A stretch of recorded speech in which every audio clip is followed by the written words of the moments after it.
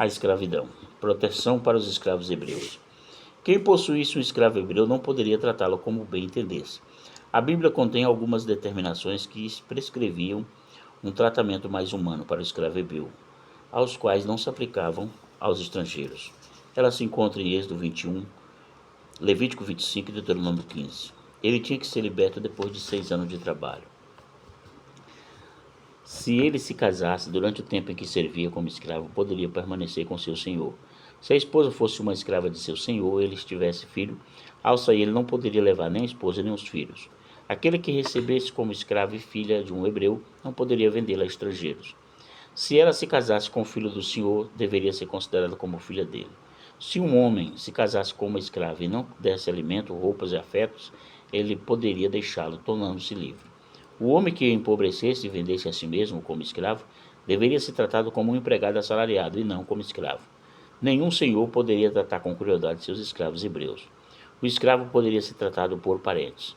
Quando o escravo era liberto, seu senhor tinha que lhe dar alguma coisa que pudesse recomeçar a vida. A maior parte do conhecimento que se tem sobre o tratamento dado aos escravos nos tempos do Antigo Testamento nos vem da própria Bíblia. Como se marcavam escravos? Nos primeiros 6 anos em que um escravo trabalhava para seu senhor, não poderia ser marcado. Mas se ele resolvesse continuar escravo pelo resto da vida, teria que se encostar ao umbral de uma porta de uma casa, a sua orelha tinha que ser furada, e então ele seria escravo para sempre. Êxodo 21 e Deuteronômio 15. Na antiguidade havia ainda outras maneiras que se marcava uma pessoa, e algumas dessas marcas eram utilizadas em escravo. Fazia-se tatuagem nas mãos e outros tipos de marca na testa. Ezequiel 9. Ferimentos infligidos a escravos. Se o dono de um escravo hebreu o ferisse, estaria sujeito a sofrer uma punição ou dar-lhe alforria, como está explicado em Êxodo 21 e 20. Se o dono matasse um escravo com uma surra, ele tinha de ser castigado, mas o escravo não morresse e depois de algum dia se recuperasse, o dono não seria considerado culpado.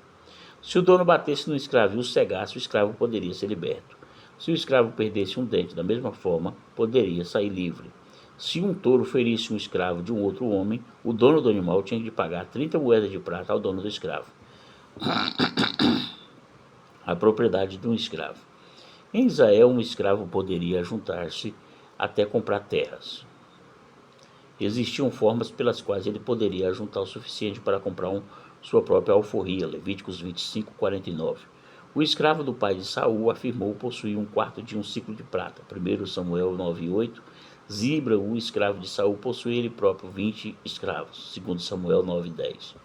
Como se obtinha a liberdade? A lei dos hebreus continha vários recursos pelos quais um escravo poderia conquistar a liberdade, mas nem todos se aplicavam aos escravos de origem estrangeira. Nenhum hebreu, homem ou mulher, poderia trabalhar como escravo mais de 6 anos. Êxodo 21. Se seu senhor ferisse um escravo ao ponto de causar-lhe uma lesão irreversível, teria de dar-lhe a liberdade. Êxodo 21. O escravo que fugisse de seu dono e fosse trabalhar para outro não poderia ser devolvido ao anterior. Deuteronômio 23, 15 e 16. Se preferisse viver em outro lugar, poderia fazê-lo. Um escravo poderia vender sua uma filha para outro homem, sob a condição de que mais tarde este a daria em casamento a um de seus filhos. Se o homem não cumprisse a promessa, isto implicaria automaticamente libertação da moça. Êxodo 21, 7 e 10. Qualquer escravo poderia ser resgatado por um tio, um primo ou outro parente próximo. Se ele conseguisse ajuntar algum dinheiro, também poderia se alforriar. Levíticos 25, 47, 48 e 49. O conceito bíblico de resgate poderia ser aplicado a diversos aspectos da vida. Se alguém vendesse um terreno, poderia resgatá-lo mais tarde, ou um parente poderia fazer por ele. No sentido espiritual, Jesus fez isso. Ele nos resgatou. Gálatas 3 e 13. É como se fosse um resgatador. E o preço que pagou por seu sangue derramado na cruz. Efésios 1 e 7. A escravidão no Novo Testamento. Para apreciar melhor os escritos de autores neotestamentários, como Paulo, precisamos compreender bem a extensão da obra da escravidão no contexto em que eles viviam. O conceito de ter uma palavra servo, que na Bíblia traz como significa escravo, não traduz todo o impacto emocional e social causado pela condição do escravo. Servo para nós é apenas um empregado doméstico, um trabalhador braçal.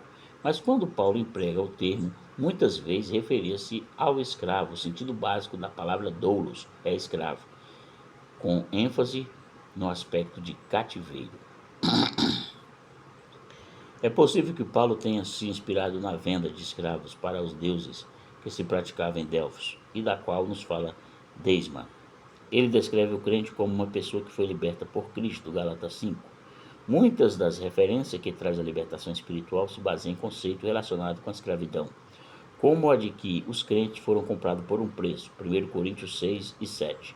Alguns membros da igreja primitiva eram escravos, 1 Coríntios 7 e 21, e poderia compreender claramente a doutrina da redenção colocada dessa forma.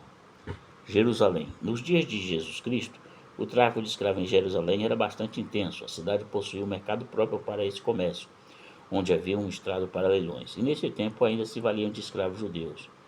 Mas existia também os gentios que eram trazidos, principalmente da Síria, da cidade de Tiro, onde havia um grande centro de tráfico de escravos. A maioria do que viviam nessa região trabalhava mesmo na cidade, não nas zonas rurais. O trabalho escravo era uma das principais causas do desemprego que havia na época. Como representava uma força de mão de obra barata, os homens livres tinham que aceitar salários baixíssimos para competir com ele.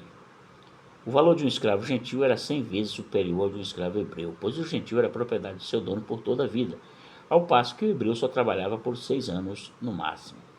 O historiador Joséfo comenta que nem todo mundo observava rigorosamente as leis que regiam a exploração do trabalho escravo. Herodes, por exemplo, vendeu escravos judeus para pessoas que moravam fora dos limites da nação, o que pela lei bíblica era proibido. E é possível que muitos israelitas preferissem não comprar escravos de seu povo, pois deveria tratá-los bem e eventualmente libertá-los. Isso significa um provérbio antigo que dizia o seguinte: comprar um escravo judeu é comprar um dono. O Império Romano. A escravatura é largamente praticada em todo o Império. Houve ocasiões em que quase metade da população era constituída de escravos e se contavam em milhões. O tratamento dado a eles variava muito.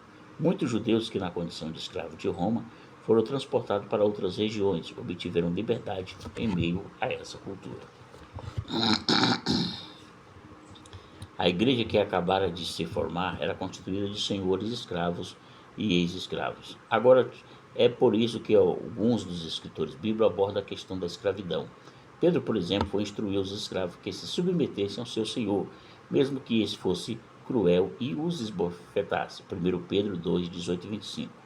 Paulo ensinava que tanto senhores como escravos crentes deveriam tratar-se com os outros com respeito. 1 Timóteo 6, 1 e 2. Em sua carta, Filemon, que era crente, possuía escravo, aconselhava-os a aceitar a volta de um servo seu, de nome Onésimo, que havia fugido. A posição do Novo Testamento. Não temos nenhum registro de que os apóstolos ou algum proeminente cristão da igreja tivesse feito algum pronunciamento contra a escravidão, já que eles viveram uma época em que essa prática era largamente aceita. Lembramos-nos que naqueles dias ocorreram muitas outras coisas que não foram registradas na Bíblia.